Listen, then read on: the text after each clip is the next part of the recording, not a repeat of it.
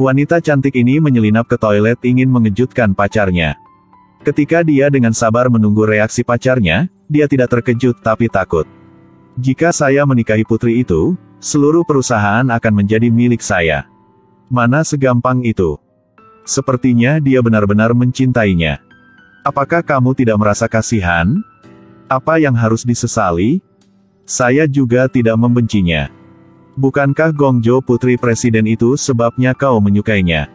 Sejujurnya, selain itu, dia tidak punya apa-apa lagi. Gongjo tidak menyangka pacarnya mengenalnya karena kekayaan keluarganya. Dia segera membuka pintu kamar mandi dan bergegas keluar untuk memberi pelajaran pada bajingan itu.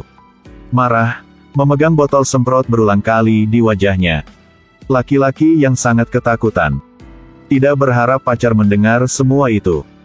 Gongjo dengan sedih meninggalkan hotel, tidak hati-hati dan ditabrak oleh seorang pemuda yang mengendarai sepeda motor. Pria itu melihat Gongjo terbaring tak bergerak di jalan. Buru-buru memeriksa situasi. Setelah gemetar untuk waktu yang lama, masih tidak melihat tanggapannya. Ambil ponsel dan hubungi ambulans. Saat ini, Gongjo tiba-tiba berdiri dan menakuti pria yang takut kehilangan hatinya. Cepat tanyakan kepada pihak lain apakah ada rasa sakit di mana saja. Gongjo terdiam dan tidak menjawab. Diam-diam mengangkat high heels edisi terbatas. Melihat sepatu rusak, Gongjo akhirnya tidak bisa menahan emosinya dan menangis. Oh Jaryong mengira dia menangis karena kecelakaan itu jadi dia meminta maaf. Pada saat yang sama, ambil teleponnya dan simpan nomor telepon. Berjanji tidak akan mengelak dari tanggung jawab. Jika merasa tidak sehat bisa meneleponnya.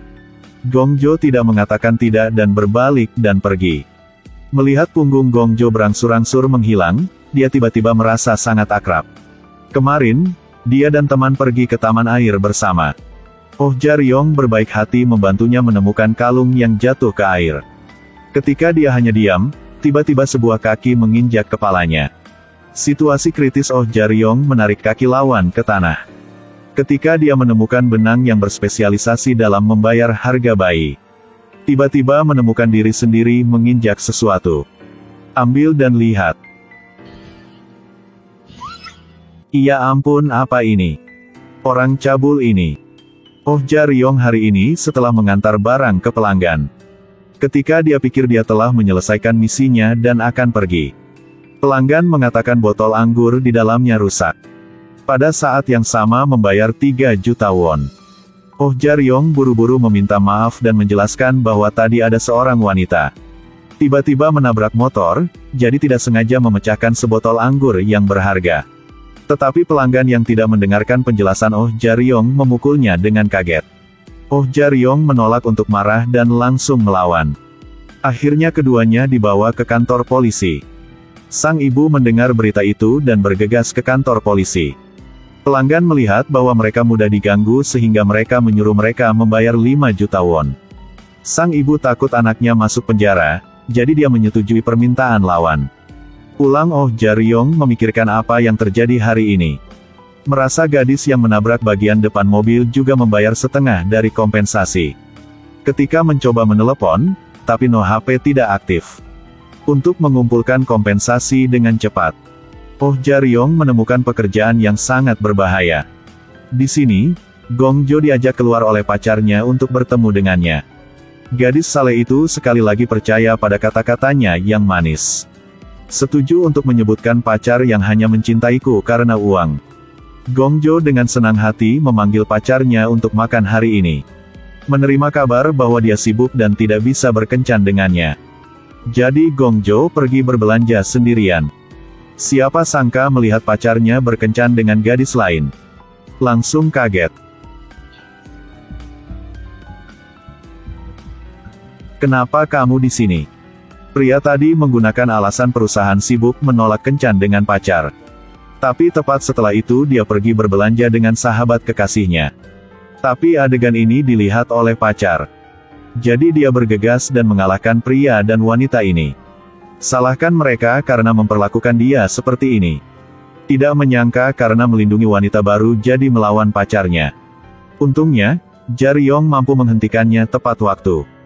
Jangan pedulikan urusan orang lain. Urus-urusan kau sendiri. Saya tidak ingin dapat masalah lagi.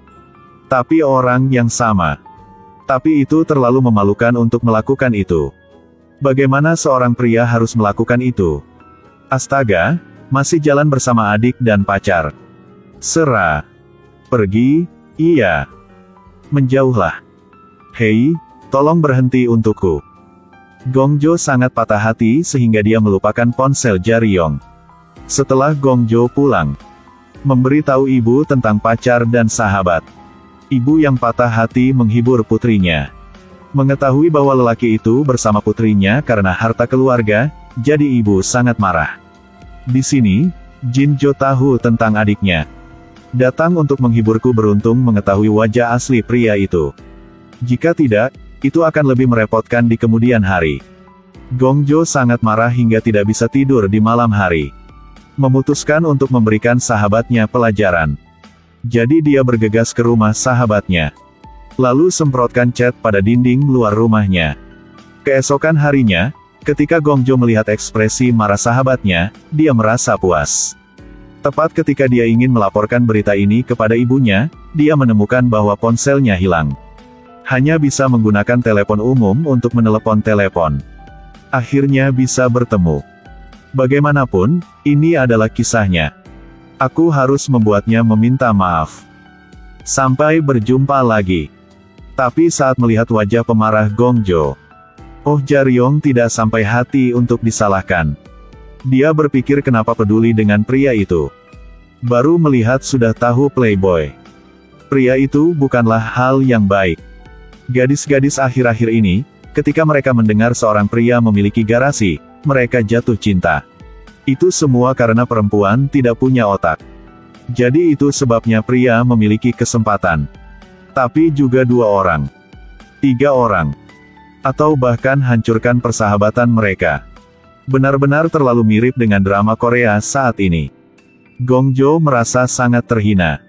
Memarahinya karena tidak mengurusi urusan orang lain. Setelah mengatakan itu, dia mengambil telepon dan pergi. Oh Jaryong melihatnya kembali dan pergi dan menyesalinya. Oh Jaryong memiliki kehidupan yang bahagia bersama keluarganya. Meskipun keluarga tidak kaya, semua orang sangat mencintai satu sama lain. Ayah sering menyemangati anaknya untuk terus bekerja keras. Pasti akan berhasil di masa depan. Oh Jaryong juga memutuskan untuk mencari pekerjaan lain. Keesokan harinya, dia pergi ke perusahaan untuk wawancara. Bertemu Gongjo lagi dan berbicara dengan pria itu lagi. Tapi pria itu dengan kejam mendorong dan jatuh. Oh Jaryong segera pergi membantu Gongjo berdiri. Minta dia untuk meminta maaf kepadanya. Siapa sangka pihak lain akan kesal dan meminta satpam untuk mengeluarkan Gongjo dari perusahaan. Sekarang Jaryong juga tahu. Perekrut kali ini adalah orang tadi. Tak disangka wawancara Jaryong kali ini gagal lagi. Ketika dia meninggalkan perusahaan kecewa. Melihat Gongjo menuangkan seember air kotor ke mobil pria itu. Oh Jaryong yang luar biasa berlari ke depan untuk memeriksa. Tepat pada waktunya untuk dilihat oleh perusahaan lagi. Berpikir mereka adalah kaki tangan. Kemudian memaksa mereka untuk mencuci mobil. Jika tidak akan bawa mereka ke kantor polisi. Oh Jaryong tidak punya pilihan. Hanya bisa bersikap baik dengan Gongjo. Tapi saat dia melihat wajah kebencian Gongjo, merasa sangat marah. Saya kasih tahu nih. Kau sedang bercanda ya? Ya ampun, kamu keterlaluan. Tidak ada hal baik yang terjadi sejak bertemu dengan kau. Kehilangan pekerjaan. Dibawa ke kantor polisi. Interview juga gagal. Sekarang harus cuci mobil untuk pria itu. Ini benar-benar nasib buruk.